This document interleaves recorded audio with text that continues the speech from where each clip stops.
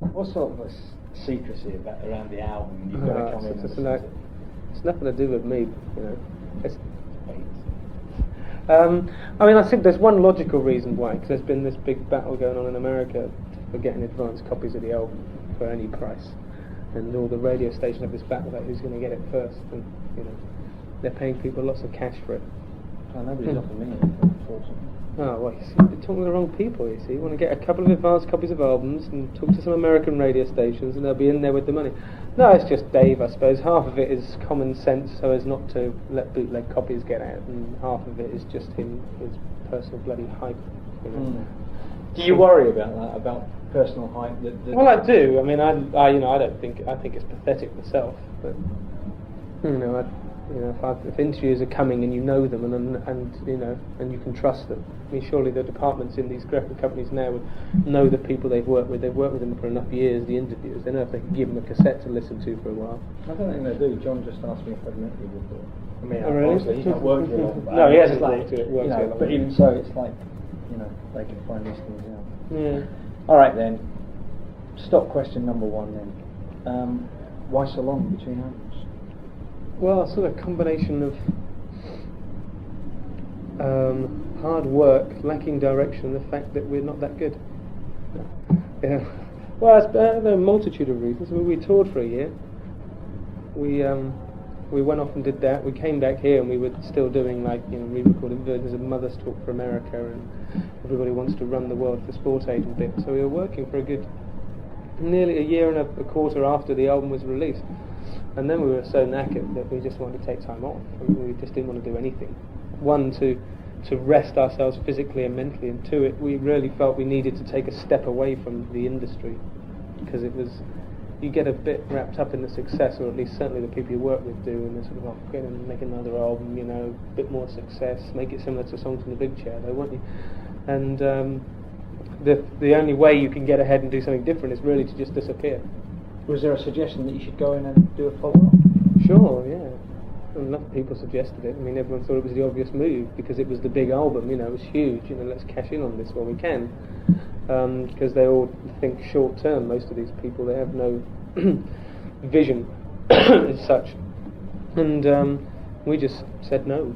We'll have some time off and we'll come back and start making a record when we're ready to make one. And then we decided it's time again. And we didn't even want to see the inside of a studio or listen to music for a while. So when did you eventually then start? We ended up starting beginning of '87 with Chris again, and we went on through the process of the same thing we did in the last record, really, sitting around with all the machines and everything going off. But I think that because it was so comfortable for us to do that, because that's what we'd always done on records, we've never actually done anything different by then, that it wasn't really, we spent a lot of time until we realised that wasn't right. It wasn't what we should be doing. So we spent about 10 months on that, and at the end of 10 months we really didn't have anything to show for it, not much. Just been around the houses and back and had a few arguments. But you must have had some original songs before. Oh, we'd had all the I mean, the songwriting, most of the songwriting had been done before we went in. 5 of the 8 on the album I think had been written. It was just the other ones we picked up in the period of that 10 months when we took time off, and, to get some more songs together. So in a way then, these compositions are something. All the compositions. About 3 years old. Oh yeah, pretty much, yeah. They're all, the oldest ones are Seeds and Woman in Chains, which are 2 and a bit years old. Those were written in that 10-month period in '87. So those are the newest ones that are 2 years old now. I mean, Bad Man's is 4 years old because it was on tour that was starting to be written. And stuff in between. So they're between 2 and 4 years old. But so at the end of '87 we decided that we didn't want to do that, and the only way forward was to really do it ourselves, because to get any direction we felt we could only do that ourselves. We had a producer who would always be pulling us towards production and towards him thinking maybe, because a producer will always look at you as only as good as your last record, and they'll tend to do something pretty similar with you, or at least try. And if you're running off in a different direction, he'll always be trying to hold you back and at least do something similar. So for us to do what we wanted, I think we had to just take a break from that and just go ahead and produce ourselves for the first time. And so we started the beginning of last year. So it's actually been a year and a half recording. from what you hear, because we scrapped everything prior to that. But I think that we had to go through that process of breaking down the old ways and old methods before we could do something new, because it's impossible just to go and say, okay, let's do something completely different, because you always get drawn back to what you did before. So I think what that 10-month period did for us was it made us realise that that's definitely not what we wanted to do. This is not the way to work. And so it was a question of making a lot of mistakes to force yourself to go on and do something different. But I mean, it seems that working in a new method must have just been something more the way that you wanted to work, because you've not come up with a radically new record that sounds less like Tears for Fears and more like the Rolling Stones, or more like New Order. No, it's still identifiably. Identifiably. There are enough reference points. There's enough reference points to make it us. It was more in the method of working than anything else, and the enjoyment and the fact that we used. I mean, the obvious change is if you look at the sheets on it, how many musicians were on this record, because we wanted to use real musicians. We wanted everything to be played. We wanted it to be expressive. We wanted to pay a lot of attention to the backing tracks, which we never really. And we used to pay attention to them, obviously, but they were all formalised. They were all layered, and we used certain devices. But you'd been on tour, and you had a setup of 4 or 5 musicians around you. Yeah. Why couldn't you have worked? Wouldn't that have got into a groove that you could have? Well, no, because that's the whole reason why we wanted to do this, was because we went on tour with 4 or 5 musicians around us, but we still had the machinery backing us up. That was the backdrop. That was the drum machine or the sequencer. You can't get into a groove with that kind of stuff going, because it dictates what you do. It restricts what you do. You can't go on another chorus, guys, or let's do another version tonight or whatever, because you've got to reprogram everything if you do that. And if you'd want to elongate a song, suddenly the sequencer will be on a different chord than you all of a sudden. So that's why we wanted to get away from using it, because that's what the tour taught us, was that it just isn't that great to have that as a basis for your music. Was this coincidental with Ian Stanley? Yeah, I think so. I mean, we started working with Ian and Chris. Ian did go first, and then we started working with Chris. But the whole thing was that they were, I think, into doing something pretty similar to the last record. I don't think they had, I don't mean vision like we're better than them, but I don't think they really understood what we wanted to do, which was go on. Misunderstood artists. Completely misunderstood artists. No, it wasn't that bad, but you know what I mean. It's the classic musical differences, isn't it? I mean, they want to do one thing, we want to do another. So what do? You can only just decide to go your separate ways. I mean, we wanted to also be involved more in the production, have more control over what we sound like, and they wanted to be the producers. So what they've done now is they are now producers. They produce bands, They're producing a propaganda album. I thought they were dead. Well, nearly. No, they're Well, no. But I mean, also, Ian was strongly involved in the songwriting. Yeah. But then Roland wanted to. Well, he got into songwriting with Nicky Holland while we were on tour. Do you think that you simply outgrew them? That perhaps you absorbed their influences and presumably I think we took it to the limit with them. I don't think we could have gone a lot further with them.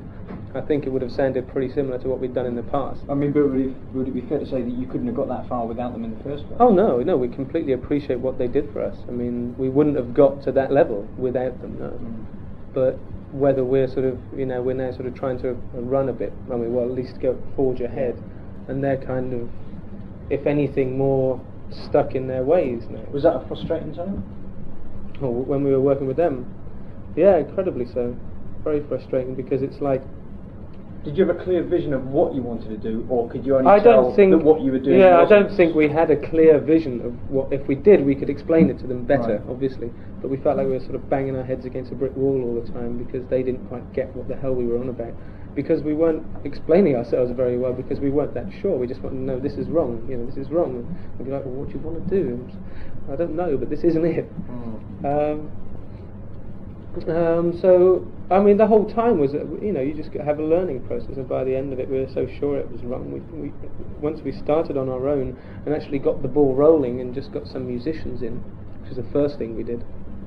in the studio, and we set up with a band there and just started going through tracks and seeing what versions we got of them, and allowing these musicians to play a bit, giving them some freedom. It wasn't, and when we started that, once the ball was rolling, everything came quite naturally. I mean, the last year and a half has actually not been that hard a time. I mean, there have been difficult times when we've been stuck on tracks, but it's not been tear your hair out anywhere along the lines. I mean, it says in this bio sheet here, you're talking about a crisis that you went through.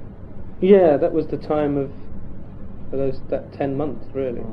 Was that just a professional crisis or a personal crisis as well? Oh, you mean on the fact sheet for me? Thanks for help in a time of crisis. Oh, that's what you're talking about. Oh, that's completely personal, nothing to do with working. So I went through a divorce. So those are all the friends that helped me through it. I just wanted to thank them somewhere along the line. They looked after me and enabled me to still keep working while I was going through it. So when you started getting musicians of the caliber of Pino Palladino and Phil Collins in, was that daunting for you? Well, because they're so much better than we are. Well, I don't know. I mean, did you feel, their equals, or did you feel you were their employers, or, what was the kind of relationship? It was always fine, actually. I mean, I never... we were doing this kind of music. They all did like the stuff we were doing. I mean, they all liked it, so I didn't feel daunted by them, because obviously they were into it. I felt like we learned a hell of a lot from them. I mean, they influenced the sound of this record a hell of a lot. If it wasn't for them being on it, it would sound a lot different. But I had nothing but it was a good time.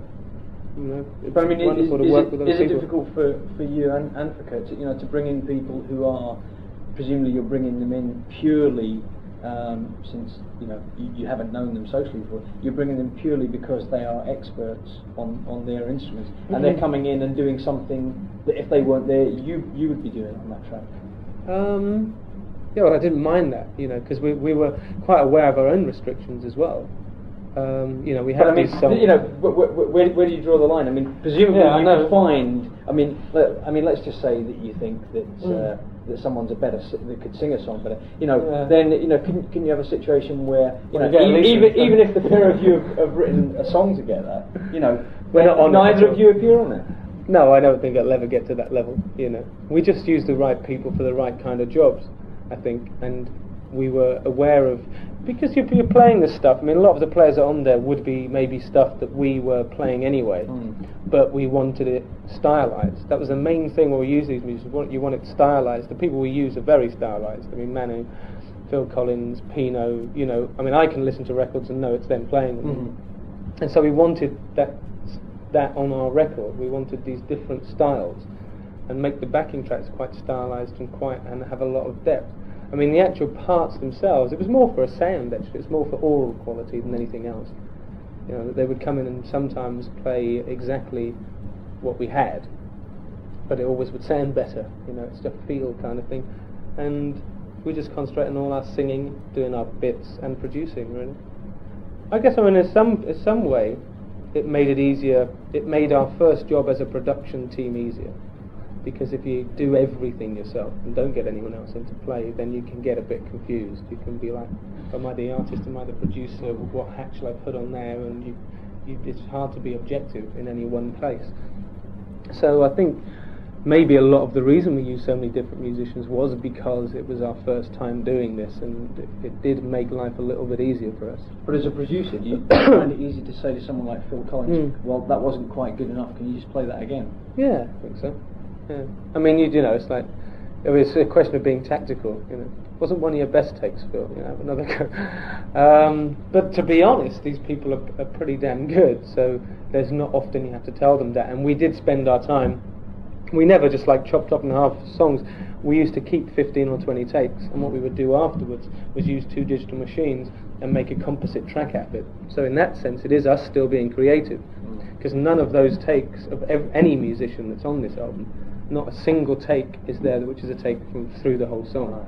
It's us taking the bits we liked and chopping them together. I mean, putting one of Phil's drum rolls that's at the end at the beginning and all that kind of stuff.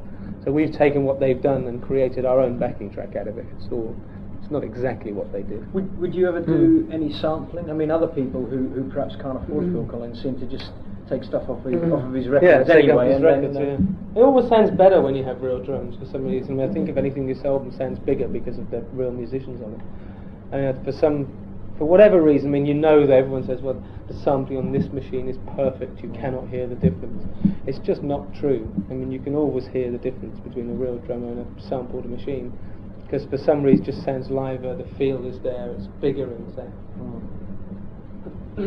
So, I mean, was there apparently there was a second lot of effort, second lot of recording? That was earlier than Chris, actually, and that was only about 2 weeks worth with Langer and Winstanley, which we tend not to mention because it was just didn't work immediately. We knew it wasn't going to work, so we tried to do one song, finished a version of it, but it wasn't great. I mean, none of this is sort of. It always sounds, and I hate it when you see sort of musicians being interviewed and they're like, "Well, I wasn't great with them, not great with them." This is no personal slander on these people, because it was not their fault completely. I mean, it's always half our fault as well. We want to do something else. I'm sorry, and we're difficult with them, or it just doesn't click. In relationships, they either click or don't. I mean, they may have produced a wonderful album for us, but it just didn't feel right. Do you think they're difficult to work with? I think we can be, yeah, sure. Because we are very opinionated, incredibly opinionated. I think if we were less so, then producers could produce us. But producers find it very hard to produce us because we have so many opinions. Do you think this now means that you're going to produce all your own records? Don't know, really. Depends on whether we have the desire to work with someone else or not. Let's say, for instance, you had the opportunity to work with we've not even Spectre or something. Yeah, we've not even thought about another album, so yes, I'm sure. We've only just finished this one, that's enough, I don't even want to do another record right now. I mean, there could come a time in the end where you would want to go back, I mean, each time what we set out to do is try and do something different. And if next time round we could go in and produce ourselves and say, and then after a couple of months or whatever, just playing around producing stuff, we realise we're doing exactly the same as we did last time, and we don't have any direction, as in no new direction.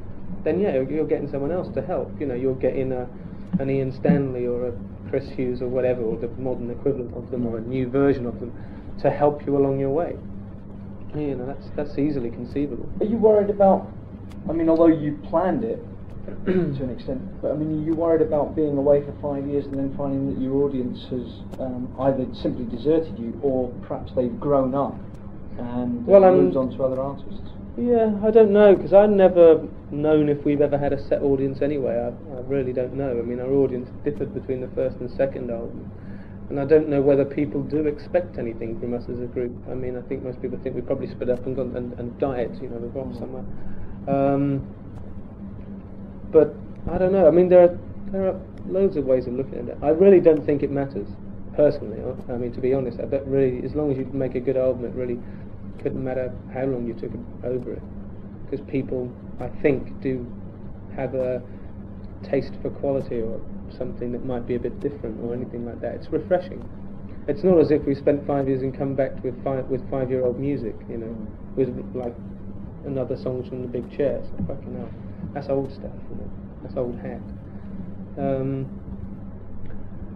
And what it has allowed us, a certain anonymity that has been incredibly nice over the last 4 years. It's great to take a step away from the industry. I mean, it's wonderful. It's good for your head, and incredibly good for your soul as well, because you don't get fucking wrapped up in all this kind of stuff, and you don't think yourself self-important anymore, or you don't have people around you to make you feel abnormal.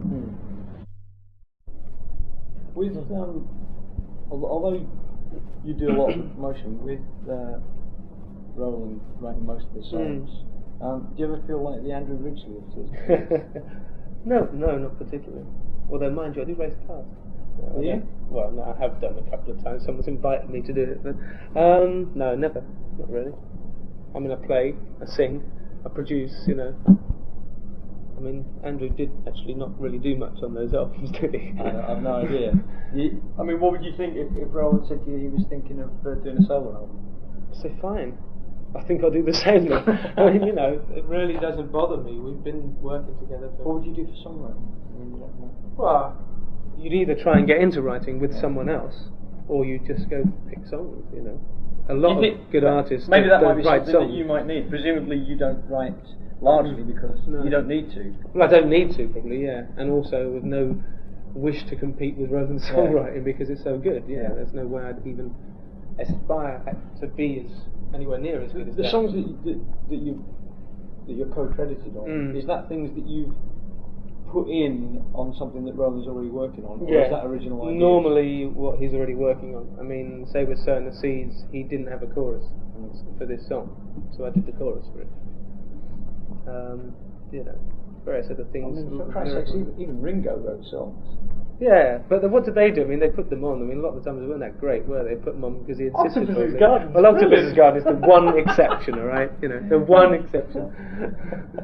All right, if we're going to talk about the Beatles, then let's talk about "Seeds of Love," which is I don't know. It seems to be "I Am the Walrus," "Magical Mystery to a Penny Lane." All elements of that. Yeah. I didn't even know you liked the Beatles. Maybe you don't. Well, Roland's quoted as actually always saying he's never really liked the Beatles, to be honest. But I like the Beatles. I don't think Roland has ever particularly. But the reason we did it was the song itself echoed the kind of sentiments of the 60s. I mean, it's very obvious in the lyrics. One, it's quite a political song, and two, the answer to the political questions is sowing the seeds of love, which is this equivalent of all you need is love, or whatever. It's not political in the sort of the angry political song of vote left, vote right, those kind of songs. And because it echoed the sentiments of the 60s, the most powerful way we felt we could do it was to do it exactly that way. It became a kind of a Beatles pastiche for that reason. Was that difficult to do? Not really. It was incredibly good fun to do. It's so funny to listen to. Yeah, I just enjoyed it so much. Chris Hughes' input on that was great. He does the best Ringo Starr impersonation you've ever heard as a drummer. And all the playing on it is just, it was just fun because it was even though it's quite a serious song, the backing track is not that serious. It has to be said, it is tongue-in-cheek. So it was nice to be that relaxed about doing something. So it's effectively like doing a Ruttles track. Yeah, well, that's what I was thinking of. And some of the lyrics are actually quite funny. Just the phrase "politician granny" is great. But I love a sunflower. You're not particularly noted for your sense of humour. No, we're not. And I think, if anything, this album is maybe a little more diverse than things we've done before, in the sense that it does portray a bit of sense of humour on tracks now and again, and a few more moods than we may have created on albums before. Probably just, whether it's conscious or not, and I don't think it is particularly conscious, a need to express ourselves as more whole human beings. Instead of just there being one. We didn't want to be perceived as one-dimensional, which maybe people have done before. And we tried to express a few different things on this album, which is why it's great to do something like "Sowing the Seeds of Love," and also great to release it as the first single. Do you think that you're part of the 30-something generation? I don't actually know what the 30-something generation is. But, the sort of... Because I'm not 30-something yet. I don't know. You're not far, though. Do you worry about the ecology and racism and, whether rock and roll is a suitable profession for somebody in your position? I'm not worried about whether rock and roll is a super profession in my position. I'm as worried as the next person about the ecology, because I think it seems that, most people should be, I would think. And it's obviously such a big problem. And I think that the good side for that is it's actually a global problem, and maybe for once it'll bring a few people worldwide together, when it's always been we care about our country and fuck everyone else. And I think that people are going to have no choice but to globally come together and try and solve this problem. So that's a good side of it. So, but what do you do on a practical level other than making sure that rainforests are cut down to make your record sleeve? Yeah, right, exactly. Recycled paper. We've been busy making an album, and I don't know. You do your everyday things. You don't want to go to a McDonald's or only buy ozone-friendly air freshener. You do your bits, and then I mean, for this album, I mean, we have talked to our record company about the fact that we would like them to use recycled paper for stuff and things like that. But I don't particularly want to preach. I think people should read about it, make up their own minds, and learn. You know, I'm still learning. I don't know it all yet, and but at least I've started. You knew it all when I first introduced you. Did I? Yeah. That's strange. So Steve Sutherland always tells me. Anyway. Yeah, Steve Sutherland would say that. No, I didn't know it all when they first interviewed me. I thought I knew it all. Yeah, I mean, I was just wondering about the idea of growing up and growing old, and whether that's a fear. I mean, I don't know, something like Advice for the Young at Heart. Sounds weird, yeah. Certainly not a fear. If anything, we're both enjoying it. You don't feel that something's slipping away? No, funnily enough. Well, especially after after I mean, one, we've been through, you know, there's been a big gap between these albums, and we have got older. We've had to become more mature because, you know, of the big business we became. And that way you have to grow up to deal with that, otherwise other people deal with it and rip you off, and that kind of stuff. So you do have to do a fair amount of growing up to deal with all that. And then we had to make this record, so we decided to produce ourselves. So again, it's us in charge, the buck stops here, so then you have to grow up again. Then I had to grow up a hell of a lot when I went through a divorce. I mean, that was like, suddenly I am a single man at 27, and never had been before in my entire life. No, I had so that when I was 23. I moved out of home at 18, moved in with Lynn, and suddenly at 27 I'm on my own. Did you go wild for a while? No, certainly not. I went completely depressed for a while. That's why I went, you know. And it just completely fucked me up. No, I didn't want to go wild at all. I did quite the opposite, actually. I went to stay with friends and we actually don't drink, don't do any drugs, I don't do anything, just so that to make sure that didn't happen to me. And you have to do a lot of growing up. So in the last few years, I guess I have done. But now, you see, before, when in the transit period, you know, the interim period when you're kind of just growing up and you're learning to deal with the imbalance in your personality between the two. But now I'm actually starting to feel grown up, and I'm starting to feel comfortable with it. So no, I think it feels all right at the moment. I mean, I guess you must feel older and grown up when, say, you look at, you know, Bros or Brother. Well, you do. Which is not to say that they're childish, but I just mean. Oh, sure, yeah. I mean, we are old musos compared to these people. There's no question of a doubt. Oh, have you read their interviews? God, the interviews they're doing for this new album. You know, we are serious people. They're on their fourth. You know, in their heads, they want to be serious. They've got a real complex about being, you know, dismissed. I mean, they should be enjoying it and saying, fuck you, we're at number one, you know. Who gives a fuck what you think of it? You know, they're not. They're saying, we're serious, we're playing on this album, we're doing all our stuff. songs, you know. And no, well, yeah, and also yesterday going into Radio 1, like all these little kids sitting outside, you know, and I also thought, fucking hell. Who were they waiting for? I don't know. Anyway, one, I felt bloody old looking at their age, and two, I just heard this, who's he? Who's he? Is he someone famous? They were probably waiting for Gary Davis. Oh, I don't know who they were waiting for, you know. But then I just felt very old. I thought I was like 10 or more years older than all these people. And also, they were like, who's he? Because they were probably 12 when the last album came out and weren't buying records then, you know. The only thing that I find worrying about this press kit thing here is that there's an implied almost dismissal of the first two albums, you know, and it's... Yeah, we had to change that for America because we weren't allowed to do that in America. Because it suddenly says, you know, now there's a new soul influence, you know, but I mean, if you listen to I Believe, you know... Oh no, I mean, it's not an intentional dismissive look at the last two albums. If anything, it's a fault of an artist, it's bound to be, but to go on, you really kind of have to destroy what went before. And for us as artists, we kind of did have to dismiss them. And that's not saying that they're no good. It's dismissing them as in trying to forget about them, because that was then and this is now. So, but it did come out a bit weird in the bio, because when we're being dismissive, it's purely that we have to leave them behind. That's a past, you know, that baby's been born, it's grown up, it's lived its life, and, you know, it's left the nest. But will you be playing any of those songs on tour? Oh yeah, we'll be playing all the sort of major stuff of those albums. But there will be newer versions of them, because we're not going to have the machinery this time. We're going to take a band with us, the 10-piece band, and we're not going to use all that. So they will sound a bit different.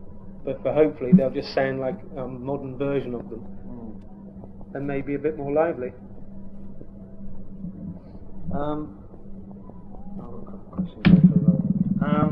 Did Robert Wyatt ever record? I believe. No, he did. So He he's did. never had a song yet covered. No. Because Rolling told me before that Paul Young was interviewed in Proud Show. Yeah, it was meant to be. That was long before we did it. Yeah. No, we haven't had anyone cover one of our songs yet, apart from the odd bar band, probably. But Oh, sure. we did hear one doing a very straight version of "Everybody Wants to Rule the World" instead of a shuffle beat, in just straight 4/4 in this bar in Hawaii, which is like bloody awful.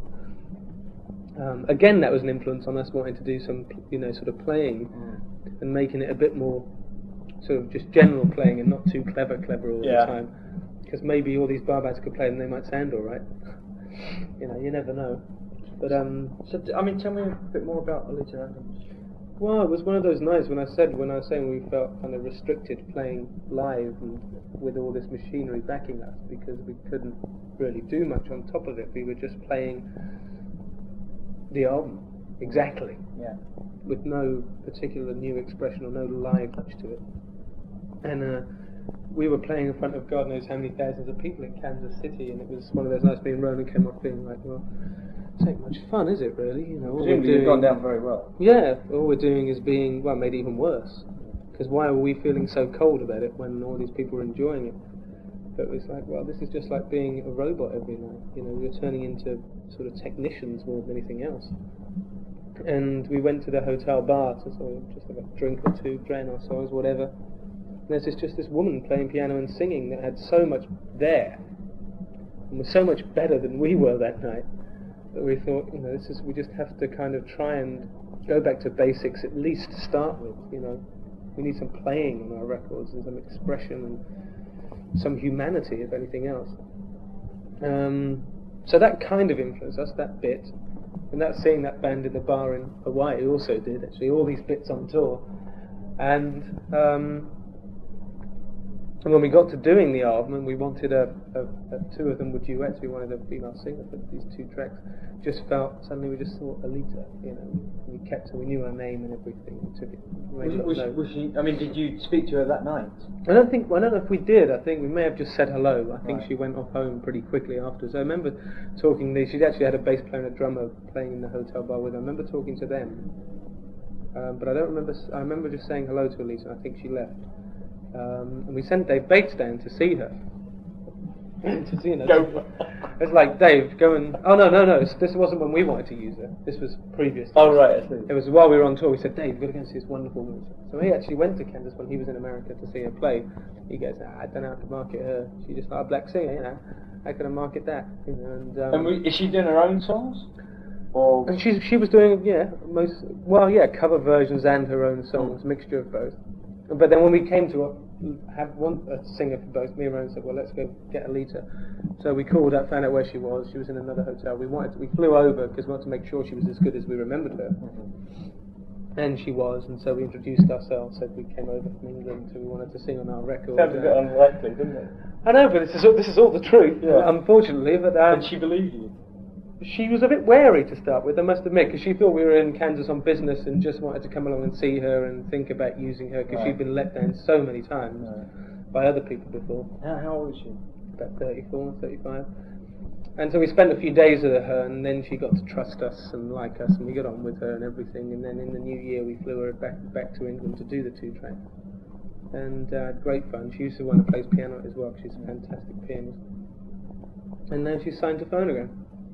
She just signed a record deal a couple of months ago to Phonogram now for her own album. But you're not producing it? No, we're not producing it. Well, actually, mind you, if it gets done after the tour, Roland might produce it. I don't know what we want to particularly do. I'm not going to go and do any kind of thing to do with music after this tour's finished, I can assure you. I just want to go off and fucking relax for a while. And then, so now she's coming on tour, which would be great, because me and Ronan can take a rest for a few songs now and again and just bugger off, play some table tennis and leave her to do a few numbers. Play table tennis. But there's a lot of interesting people on people like Kate St. John. Yeah, well, Kate actually, that bit she did on the demo of the track. Kate being a friend of ours, which we got obviously through Nikki being in the Ravishing Beaches and stuff. We've known Kate for a while.